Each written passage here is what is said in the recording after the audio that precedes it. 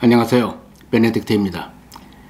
윤석열, 계엄령, 탄핵, 김건희 등등, 그리고 이재명, 한동훈, 정청래, 홍준표, 박지원 등등, 그리고 한덕수, 권한 대행도 탄핵한다고, 모조리 다 탄핵하면 국정은 누가 하냐, 무정부로 가는 거 아니야 등등등 걱정하시느라 세계에서 일어나는 지각 변동에는 별로 신경 못 쓰셨죠. 그러시는 지난 2주 동안 지정학적으로 실로 어마어마한 사건이 전문 분석가들마저도 놀래키며 덜커덕 일어났습니다. 지난 50년간 아버지 하페스 알-아사드로 시작하여 아들 바샤로 이어지면서 시리아를 악덕한 탄압과 피해 정치로 군림해온 아사드 정권이 단 몇 주 만에 반군에게 맥없이 무너지고 말았습니다. 바샤르는 자신의 후원자 나라 러시아로 도망쳤고요. 그 지독한 독재국가 10수년 동안 내란을 치러온 그 나라가 결국 그렇게 되었구나 정도가 아니라 앞으로 이 사건의 지정학적 파문이 어떻게 전개하느냐에 따라 세계 질서가 통째로 바뀔 태세입니다. 같이 한번 생각해 보도록 하십시다. 시리아라는 나라가 어떤 나라인지 역사를 먼저 보십시다.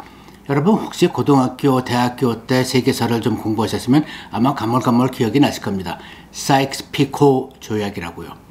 1차 세계대전이 한창일 1916년 영국의 군인이자 외교관이던 마크 사이크스와 프랑스의 외교관이던 프랑스와 조르지 피코는 전쟁이 승리로 끝나면 소위 센트럴 파워즈의 일원으로 독일 편에서 싸웠던 오스만 제국의 중동 지역 식민지를 어떻게 나눠 가질지를 내고하게 됩니다.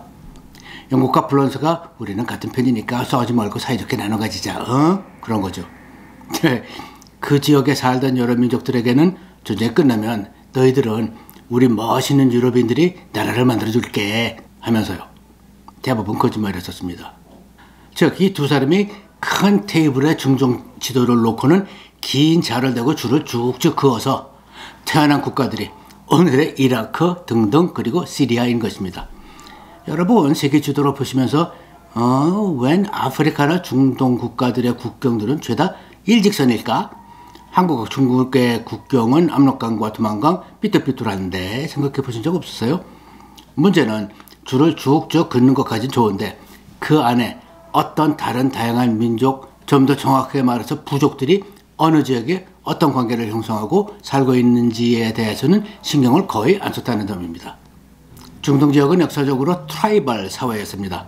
사막을 낙타타고 오가던 수많은 종류의 베두인 부족들, 2500년 아시리아의 후예 부족들, 지금 이스라엘, 레바논, 북시리아를 일컫는 지중해 근접 레반트 지역의 알라와이트, 드루즈, 커드 같은 수많은 부족들이 오가며 서로 끝도 없이 싸우며 지내던 지역인 것이죠.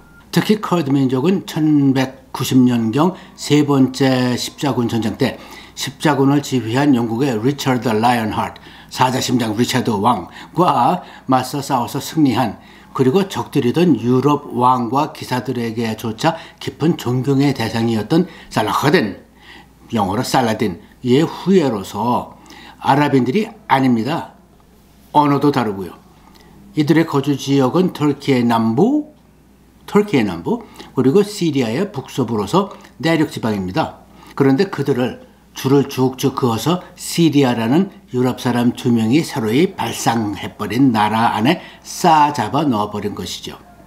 이렇듯 갈기갈기 부족 사회라는 점이 시리아를 가려놓는 한 갈래입니다.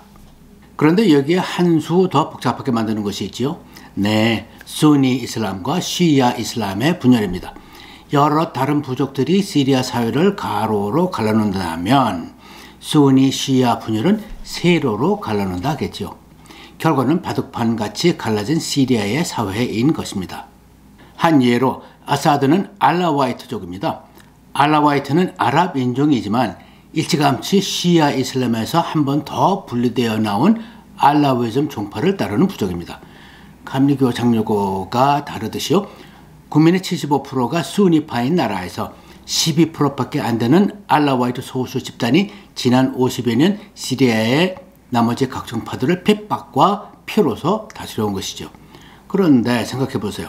중동을 제패하려는 이란이 시아 이슬람이잖아요. 그러니 자연스럽게 러시아와 함께 아사드 정권을 유지시켜왔고 같은 시아파 테러 집단이면서 레바논과 시리아를 배경으로 활동하는 헤즈볼라를 키워온 것이죠. 이 종교적 분열이 시리아를 갈기갈기 갈라놓는 두 번째 갈래인 것입니다. 그런데 이번에 일단은 일단락돼 보이는 시리아 내전은 2011년 자유를 지향하는 소위 중동의 봄 운동이 북아프리카 중동 전역에 퍼질 때 시리아인들도 민주주의를 외쳤고 바샤르 알 아사드가 무자비하게 민주화 운동을 탄압하면서 시작이 되었지요. 앞서 본 것처럼 이란은 어사쿠나 아사드 정권을 밀었고 중동과 아프리카의 독재 정권들 사이에서 영향력을 넓히려던 러시아 입장에서는 그러기 위해서는 지중해의 항만 시설이 절대적으로 필요했고 타르투스 해군항을 기꺼이 제공하는 아사드 정권을 밀어주며 육해 공군을 시리아에 주둔시켜 온 것입니다. 그러던 중 이스라엘이 국제사회의 반발에도 불구하고 가자에서 하마스와의 전쟁을 강하게 밀어붙였고 그 연장선상에서 기억나시죠? 삐삐 폭발 작전으로 레바논의 헤즈볼라 지도부를 대거 말살하고 최근에는 레바논과 시리아에 있던 헤즈볼라 근원지를 대거 폭격하는 등 전과를 올리자 이란이 말로만 보복하겠다 했지 주춤해왔습니다. 이스라엘과 전면전을 버틸 실력이 없다는 것을 잘 알고 있던 차이니까요.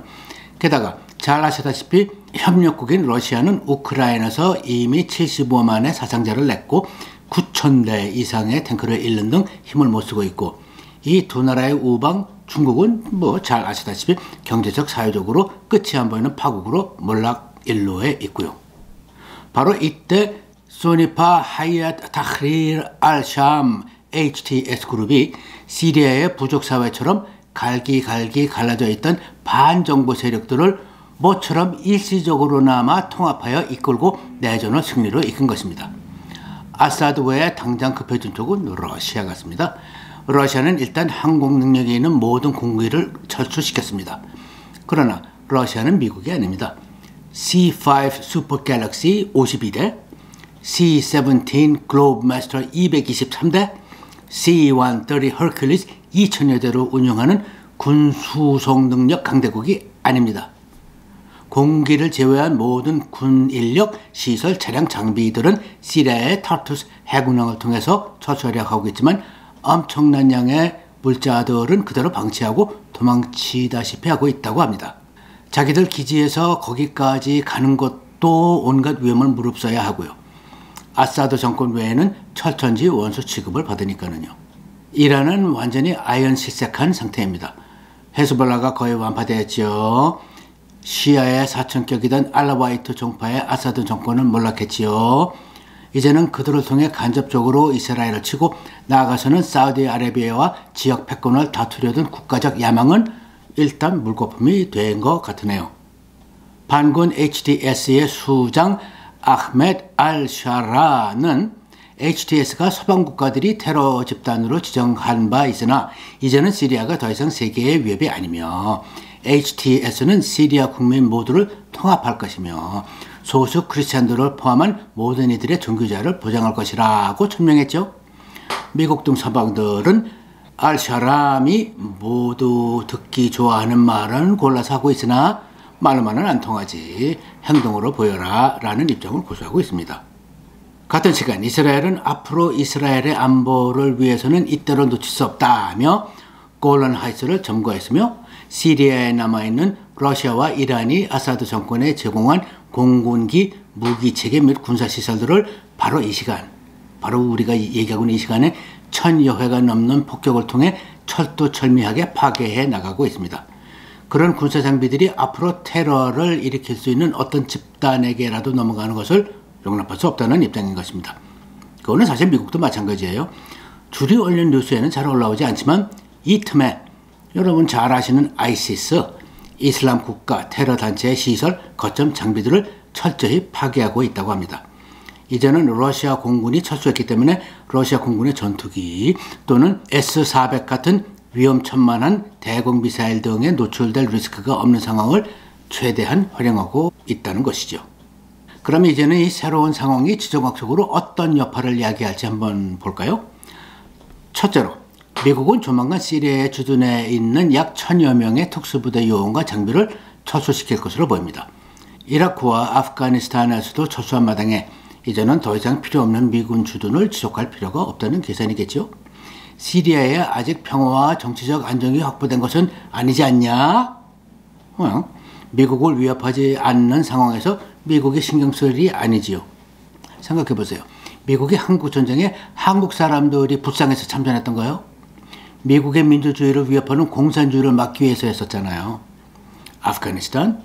알카에다의 오사마 빈 라덴이 거기로 도망쳐갔기 때문에 쫓아 들어간 것이지, 탈레반으로부터 핍박받는 아프간 사람들을 해방시켜주러 들어갔나요? 아니지 않습니까? 둘째, 하이얏 타흐리르 알-샴 HTS 그룹이 여러 목적이 다른 반정부 집단들을 아사드를 돕는 러시아와 이란이 휘청거리는 틈을 타서 한 번만이라도 같이 아사드 정권을 공격하자 해서 자신들에게도 놀랍도록 쉽게 충격적으로 아사드 정권이 무너져 버린 것이지, 하나의 반정부 세력이 아사드 정권을 무너뜨리고 바로 그 세력이 하나의 정부를 수립하는 것이 아니지 않습니까? 우리 한국만 보아도 1945년 광복 이후 국가 수립까지 반공 친미 민주주의파 이승만, 임시정부 수장 출신 민족주의파 김구 등등 세력의 암투 시대를 거쳐서 대한민국이 어렵게 설립된 것이었잖아요. 시리아에서도 앞으로 어떤 암투, 어떤 새로운 여러 세력이 떼싸움을 하는 상황으로 치닫을지 두고 볼 수밖에요. 셋째, 이란은 핵무장을 서두르려 할 가능성이 생겼습니다.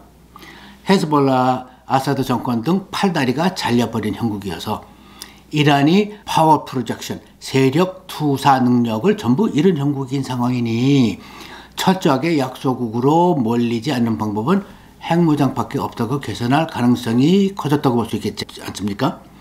이란의 현 신권주의 정부가 존속한다는 가정하에서이겠지만은요, 이런 마당에 트럼프가 다시 집권하고 한국 또한 핵무장하는 것이 더 가능해진다면 세계의 핵 비확산 조약은 더 이상 그 명분을 이어나가기가 우스꽝스러워지겠지요. 세계의 안보 질서가 본질적으로 달라지는 겁니다. 그야말로 지각변동이죠. 넷째, 아사드 정권이 러시아와 이란으로부터 받았던 군수 장비들이 남아있고 그것을 HTS 같은 어느 한 그룹이 확보한다면 그 그룹이 시리아의 여러 다른 세력들을 자신의 정권화에 종속시킬 힘이 생기겠죠. 꽤 괜찮은 정부가 들어설지 또 다른 몬스터 괴물 정권이 들어설지는 두고 볼 일이나, 시리아가 다시 일단 당분간은 하나의 국가로 복귀할 수 있을 겁니다. 그러나 이스라엘과 미국이 그런 군수 물자 및 장비를 철저히 파괴하고 있다고 했죠. 이것은 시리아 내전의 승리 이후 어느 한 그룹이 주도권을 장악하기 힘들 것이라는 점을 의미합니다. 그러면 그 많고 서로 너무나도 다른 세력들이 민주적으로 서로 잘 타협하여 모두를 잘 아우르는 협력적인 민주주의 정치 체제를 설립할까요? 글쎄요. 못한다면 또 이번에는 여러 집단끼리 혼란스러운 내란으로 치닫을 것이고, 그 혼돈 속에서 무엇이 다시금 어글리헤드, 귀신 대가리를 쓱 드러날 가능성이 있을까요? 네, 또 한번 몰려올 수 있는 테러리즘 웨이브, 파도입니다. 다섯째, 우리 한국에는 매우 피부에 와닿는 얘기입니다. 우리 한국은 터키를 형제국가라 하지 않습니까? 한국 전쟁 때 저 유명한 노스 스타 브리게이드, 북극성 여단이 피와 용기로 미국과는 잘리 자국에는 별다른 이득도 없었는데도 한국을 위해서 치른 희생, 우리와 너무나도 많이 닮은 가족 위주의 문화, 그리고 우리와 공유한다는 중앙아시아를 주름잡던 기만민족의 뿌리 등등이요. 바로 그 터키가 이번에 하얏 타흐리르 알-샴 그룹을 전적으로 지원하여 승리를 거두게 한 것입니다. 이번 승리의 최대 승자는 그래서 바로 터키인 것입니다. 그런데 이 점이 미국과 터키의 관계를 매우 불편하게 할 수 있어요. 앞서 얘기한 시리아 동북부 지역의 쿠르드 민족은 그 지역과 터키 남부 지역에 분포하고 있는데 그들은 독립을 염원합니다. 아랍인들도 아니고 터키 민족도 아니고 역사도 그들만의 역사를 지니고 있기 때문이지요. 그래서 터키는 오스만 제국 시대부터 커드들을 박해해 왔으며 현재의 종교적 보수 강경파 에르도안 정권은 커르디스탄 워커스 파티 PKK를 테러 집단으로 지정하고 그들을 상대로 시리아 전쟁 속에서의 또 다른 전쟁을 치러왔습니다. 그런데 미국은 바로 이 커드 민족을 두둔해 온 것이고요. 현재로서는 미국이 커드 민족을 실질적으로 돕기가 여의치 않은 것이 이제는 시리아 내에서 터키의 군사적인 입김이 확고해진 상황에서 미국이 커드 민족을 돕기 위한 실질적인 행위를 하려면 시리아 내에서 이동 수송 등을 할 수 있어야 하는데 터키가 전혀 협조할 생각이 없다는 데 바로 그 문제가 있습니다. 터키와 미국은 나토 동맹국 관계이니 앞으로 어떻게 그 관계가 전개될지 두고 볼 일이지요.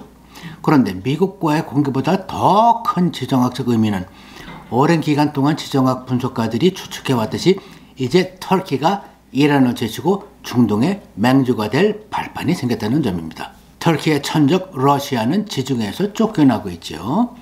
러시아의 블랙시 플리트 흑해 함대는 보스포러스 해협을 걸쳐 앉아있는 터키가 손쉽게 봉쇄할 수 있죠. 이란은 팔다리가 잘려나갔죠. 터키의 입장은 막강해졌습니다. 같은 이슬람 국가로서 시리아 내 각 종파들과도 일단 서로 말은 통하는 국가이고요. 이런 터키의 부상은 사실 다른 중동 나라들은 두려운 눈길로 바라보고 있다고 합니다. 오스만 제국 시절의 기억이 아직도 생생하니까는요. 그리고 앞으로 언젠가 터키마저도 핵무장을 한다면 터키의 에르도안은 미국 눈치를 안 보는 독재 세력이니까는요. 앞으로 10년 우리의 형제나라 터키가 과연 중동의 맹주로 거듭날지 두고 볼 일입니다. 여섯째, 시리아는 이라크가 아닙니다. 미군이 점령하고 있으면서 민주적인 절차를 싫다는 현지 집단들에게 강요하다시피 하여 현재의 이라크 정부를 만들어준 거랑은 상황이 너무나도 다르지 않습니까? 주둔하고 있는 1000명밖에 안 되는 특수부대 요원들도 고초수한다는데 말입니다. 그리고 시리아가 이라크처럼 오일앤가스가 국가 재정을 떠받쳐주는 국가도 아니고요. 돈으로 어찌저찌 정치적 합의를 이끌어낼 수 있는 것도 아니니까는요. 그렇다면 앞으로 시리아는 테러리즘이나 수출하는 문제거리, 골칫거리 국가로 대두될지 모르는 것이죠. 터키가 완전히 컨트롤해주지 못한다면요. 마지막으로 중국입니다. 중국은 자유진영이 경계 또는 경우에 따라서는 혐오하는 반민주주의, 전체주의 독재국가들끼리 좀 속된 말로 찌질이 클럽을 형성해 왔잖아요. 그런데 이제는 러시아가 우크라이나에서 고전하는 것에 모자라 시리아, 나아가서는 지중해에서 쫓겨나고 있고 이란은 팔다리가 잘려나갔고 이제는 골목 대장할 친구들이 아프리카 최빈국들밖에 남지 않은 형국이 되어가네요. 중국 자신도 철두철미하게 경제적으로 사회적으로 끝을 모르는 몰락으로 곤두박질치고 있는 상황에서요. 이런 상황이라면 우리의 문제 형제 북한은 어찌 행동을 할까요?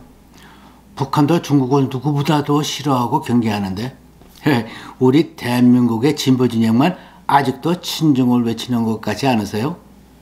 아마도 과장이 아닐 듯이요. 우크라이나에 파병하는 리스크까지 정하며 중국을 대처하여 러시아와 가까워지려 했더니 러시아는 적골이 나고 있고 미국의 트럼프와 가까워지려고 한번 해볼까요? 두고 보십시다. 앞으로 10년 세상이 참 위험하면서도 흥미롭게 흘러갈 것 같습니다. 감사합니다. 다음에 뵙겠습니다.